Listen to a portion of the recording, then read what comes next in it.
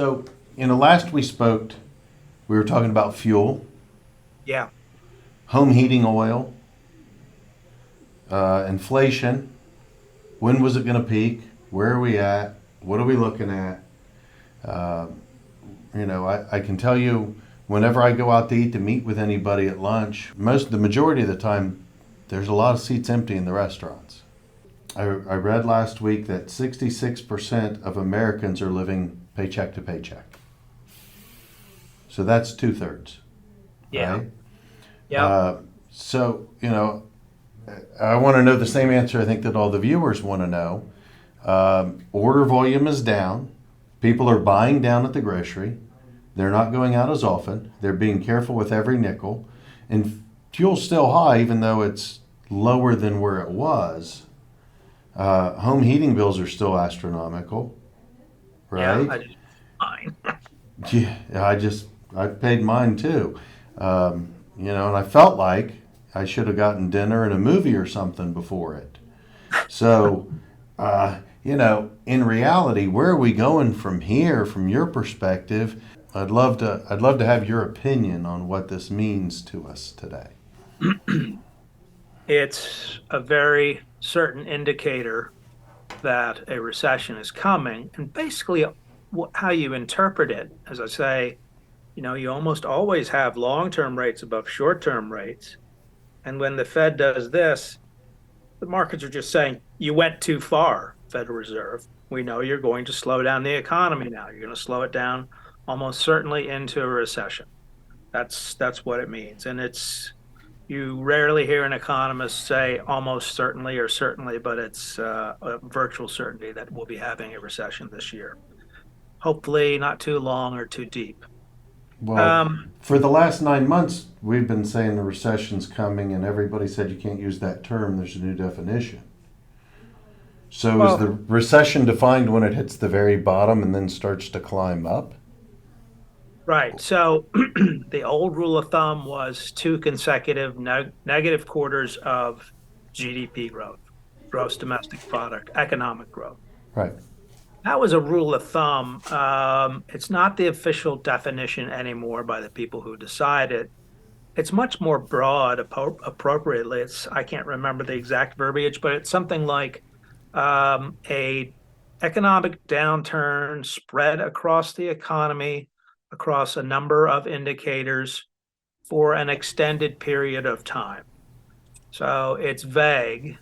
And they decided after the fact, this group of economists, NBER, in a sense, why do we care that after the fact they told us there's a recession?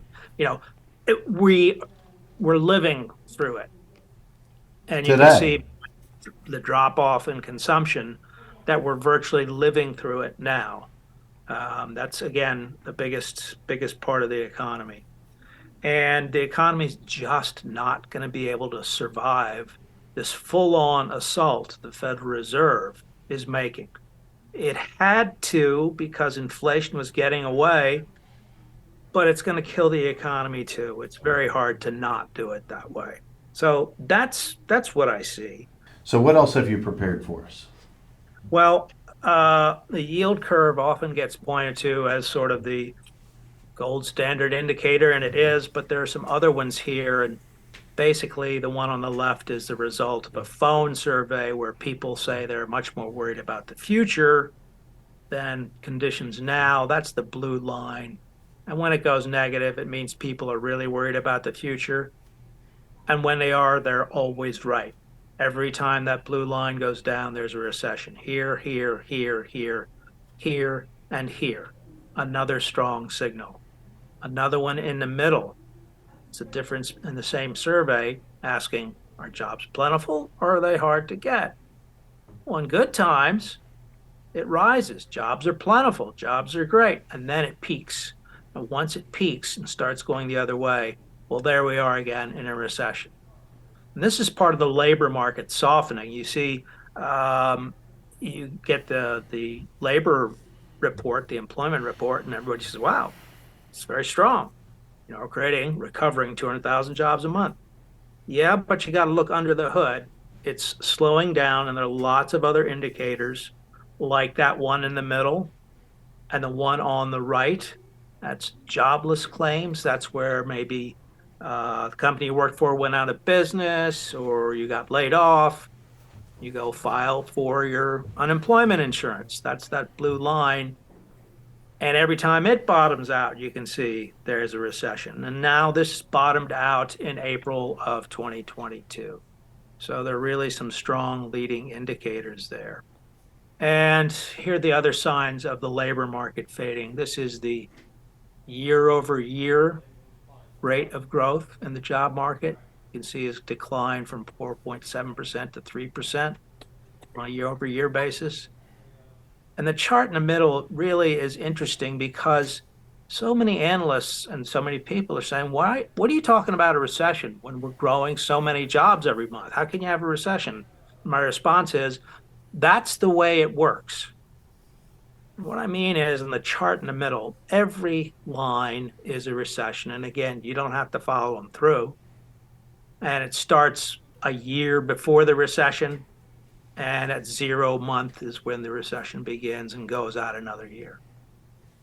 On this axis is the number of jobs grown. In every one of these recessions, we're growing jobs right up to where we get to that line. And then you see the losses down in the red box. Point is, you see job growth right up to the recession. And if I average all those lines together, I get this blue line over here. Again, you don't get losses until the recession starts. This is our current glide path.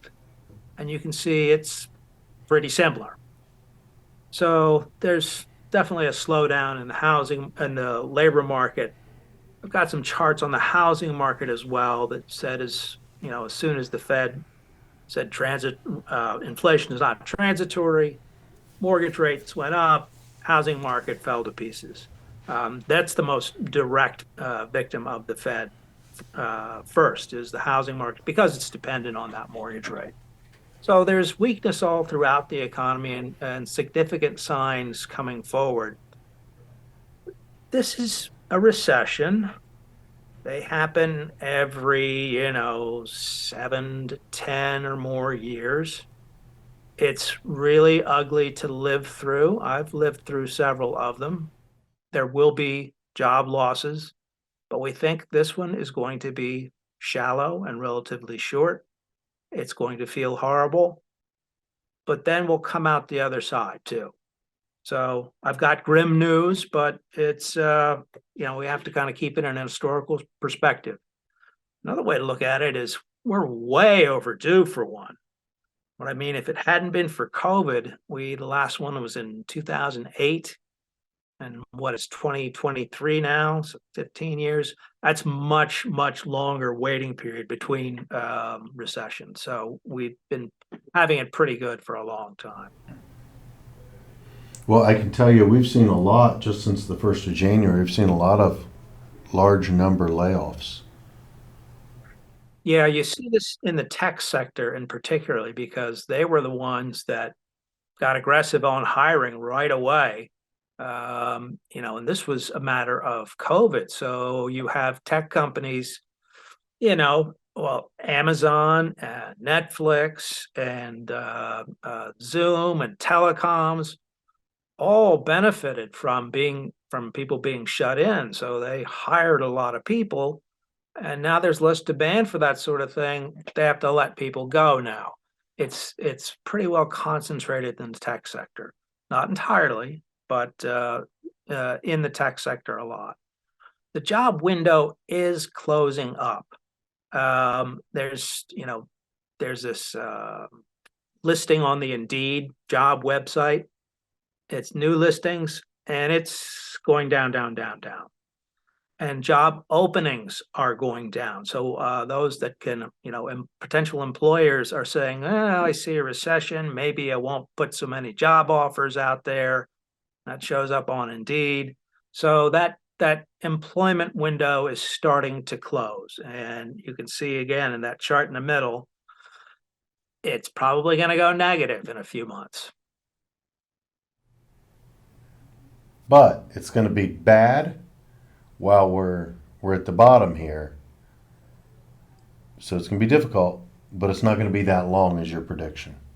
I think that's right. We don't have, we had last time around, we had big imbalances and we had these, it was a housing market collapse because we were writing all these crazy mortgages, these no documentation loans, these adjustable rate mortgages, which came to bite everybody.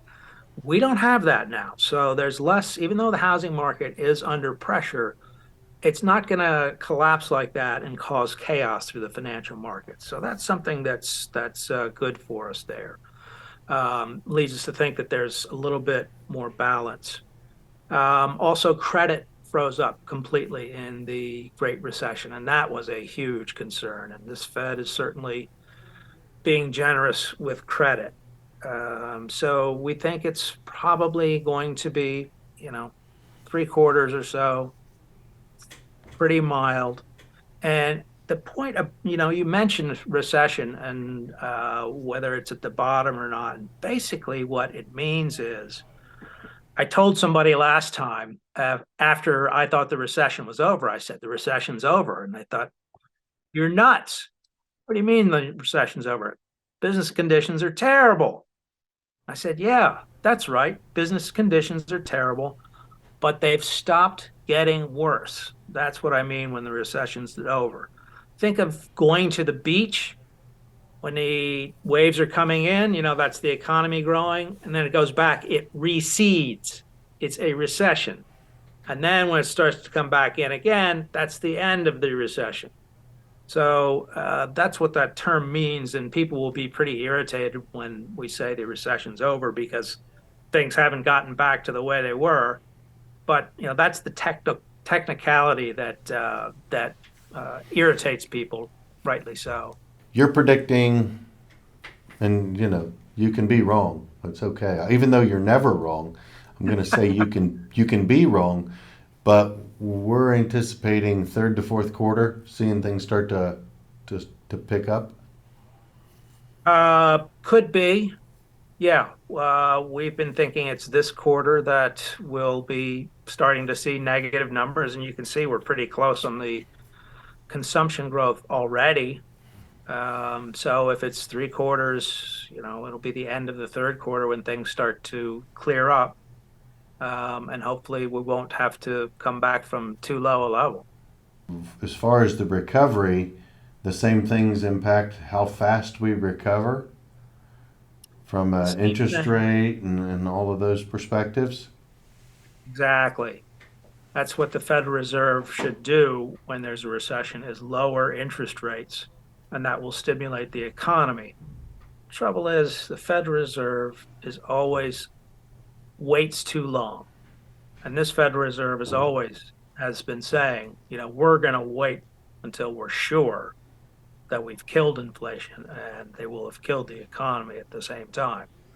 But then they'll reverse positions eventually and lower interest rates, and things will improve pretty sharply. Certainly, financial markets will because they love falling interest rates, and the housing market will come back because it loves falling interest rates, and things will get better.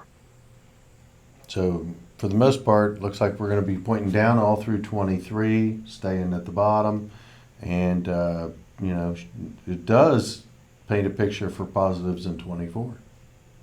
Oh yeah, yeah. I'm quite certain that we'll be back in growth mode in 24, no doubt about it. Wonderful. Well, again, thank you for all your work, all your time, all your knowledge, and sharing it with all of us and our viewers.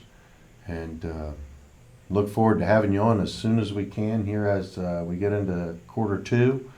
Try and touch base and see what's going on and what happens between now and then. Okay, John, thank you very much. I hope I didn't overwhelm people with too much information there, but I No. always appreciate coming back. Thanks a lot. Thank you.